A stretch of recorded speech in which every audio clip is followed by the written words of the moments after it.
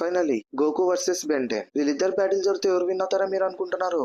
మీ opinion కింద comment section లో తప్పకుండా చెప్పండి. నా ఒపీనియన్ లో ఈ బ్యాటిల్లో Ben Tennyson is the clear winner. Ben Tennyson ఈ బ్యాటిల్లో విన్ అవ్వడానికి బిగ్గెస్ట్ రీజన్ ఏంటంటే Alien X's transformation. Goku unimaginable physical power and ultra instinct కలిగిన Alien X's reality manipulation and near omnipotent abilities direct combat rules ని కంప్లీట్ బ్రేక్ చేస్తాయి. Without Alien X Goku majority Ben forms ని over power చేయగలడు. కానీ full ఆమ్నిట్రిక్స్ axis and ఏలియనిస్ control ఉన్న సినారియోలో Ben multiversal advantage gain చేస్తాడు. గోకు strongest anime warriors లో ఒక్కడైన ఏలియనిక్స్ cosmic scale powers final గా battle field ని బెన్ సైడ్ కి టర్న్ చేస్తాయి. అందుకే ఈ అల్టిమేట్ క్రాస్ ఓవర్ షోడౌన్ లో ఫైనల్ విన్నర్ ఎవరంటే మన బెంటెనిసన్. సో ఫ్రెండ్స్, మీ ఒపీనియన్ ఏంటి?